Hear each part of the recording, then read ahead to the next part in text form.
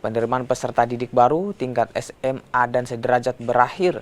Di sekolah menengah kejuruan, pendaftaran didominasi jurusan rekayasa perangkat lunak komputer. Selain ilmu komputer, di tahun ajaran 2022-2023, SMK Negeri 7 Makassar yang memiliki 334 kuota siswa juga membuka jurusan akuntansi, administrasi perkantoran, dan perawat sosial atau Peskos. 4 jurusan atau program keahlian yang kita buka, dan yang paling diminati saya lihat itu adalah jurusan rekayasa perangkat lunak.